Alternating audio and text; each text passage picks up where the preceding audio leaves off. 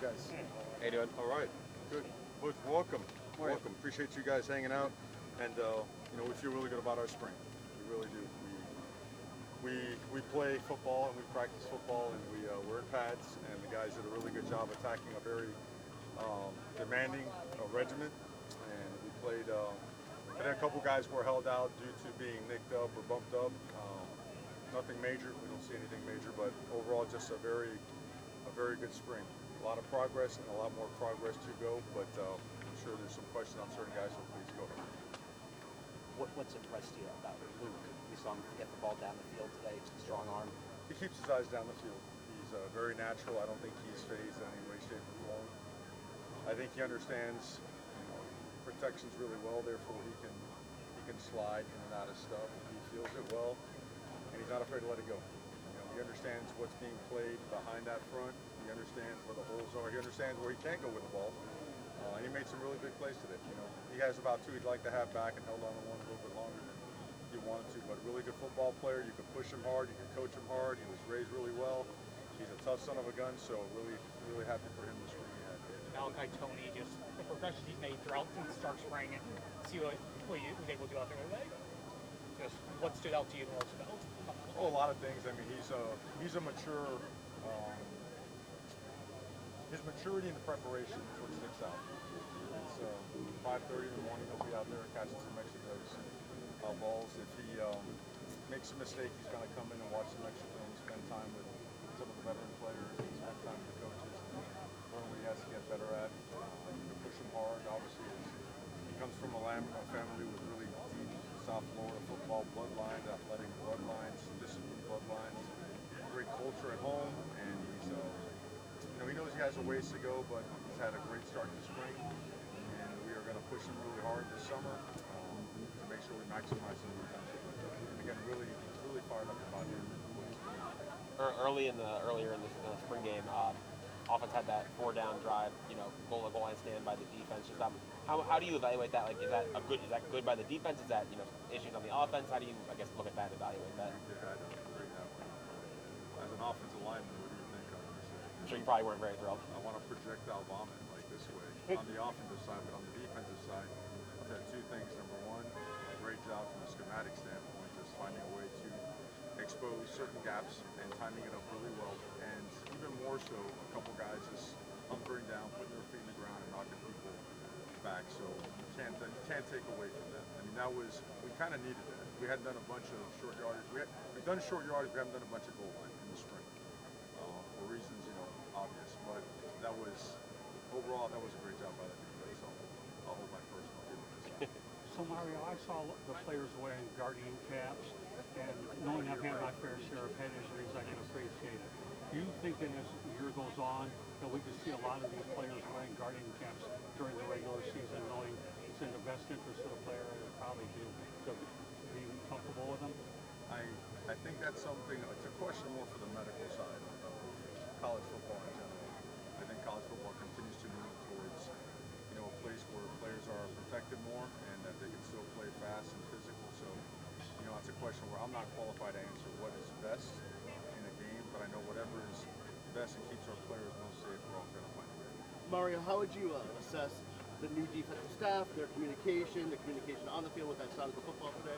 Well, I think hopefully you saw guys get lined up, and I think our tackling has already improved. I think our physicality has gotten better. Communication is key in everything, right? And certainly it was probably the biggest area to address. Alignments, assignments, and all that goes through communication. So a ton of improvement, a ton more to go. It's not where Coach Hellerman wants it yet, but certainly we've made a lot of ground towards there. We've got, again, they'll have a week to kind of get their bodies back, then we have some workouts, and then there's a lot of schools to take care of, but we're jumping as quick as we possibly can towards enhancing our program, our schemes, our development, our strength, our conditioning, and certainly our ability to play. What is next for Carson Beck as he recovers from his deal? Well, the good part is as our PLP, our player-led practices come up, he's got to be fully clear for all of those. So we'll have the opportunity to have about 16 of those before we even head into fall camp. So not to mention going on his own with the players. So there's a lot of opportunity coming up. certainly took advantage of whatever he could mentally. The physical part begins on Monday, so we're excited for that. One other question I have about the guardian caps. I know there's something that benefits people to make it. What have you learned about them so far, and what are your impressions of them? Again, I think it looks like there might be positive things, but the data, it's hard to tell. It's hard to say what is what without taking a cohort of with them, without them. So I'd love to answer your question, but I just don't have the information as such. You know what I mean? Well, your answers are fair. That's all I can ask. With Mario, I was going to ask you about depth at running back and defensive back. Pringle, Lee Humphrey on that side of the ball, defensive tackle, Dante Simpson. Obviously, Lodge, Justin. Show me enough where you feel better about depth in those three spots in terms of bodies who can help you up the bench. I think so. I mean, you saw the elusiveness of Pringle. He's really got a horse that's pretty elite. And he got nicked up in the spring, so he missed some time. So he's got to make up for that time. I think Cristobal continues to grow, improve, get stronger. He's going to be a really good player. So we feel like we're gaining ground there. I don't think you ever feel comfortable with that. I mean, that can change so quickly, so you always want to add more. You want to develop more. So we'll see. We'll assess as we go with it. And then on the defensive side, those guys have certainly gotten better. They're now 310-pounders that can move, that can bend, that can strike, that can get off blocks and make plays. They're becoming more physical. I think Damian Lewis and Jason Taylor have done a really good job. Coach Stroud, Todd Stroud, they've all done a really good job with those guys. And I think you combine that with Coach Mirabal and those guys going at it, it's very much an iron sharpens iron type of practice setting. So a lot of ground made. I would never come up here and try to fluff up a spring. We got a ways to go, but man, we progressed so much. We're excited. We feel like every single spring we're getting better, and I feel the same way about this. Mario, a couple more for Coach. Whether it's Luke or any other quarterback, one can go to the middle.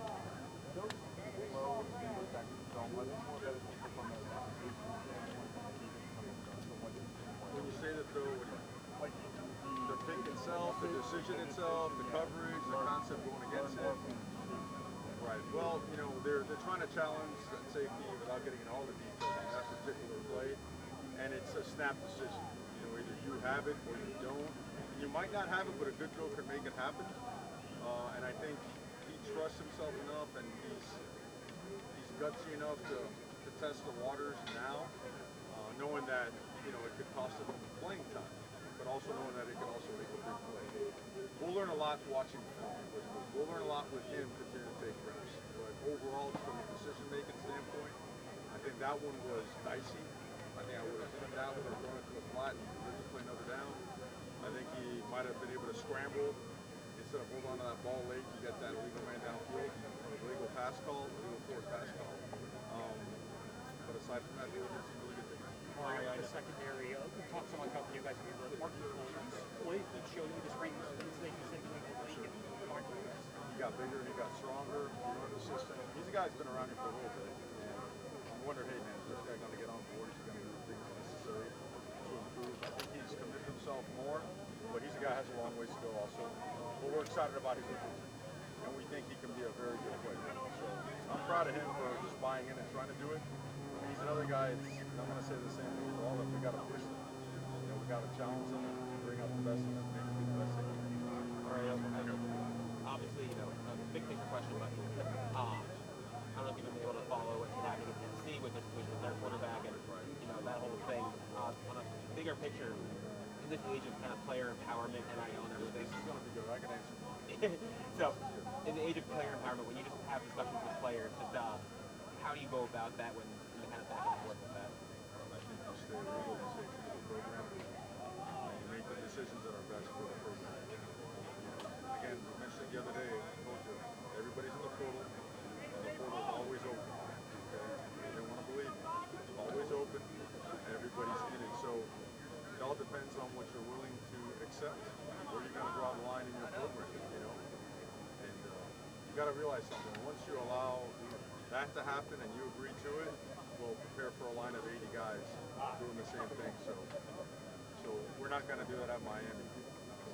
And I say that without any hesitation. If anyone's thinking that, and they could be the best player in the world if they want to play holdout, they might as well play get out. We don't want to do that. We don't want Miami to become that. Too many guys have sweated, bled, and have laid on the line on that field to ever become that kind of a player.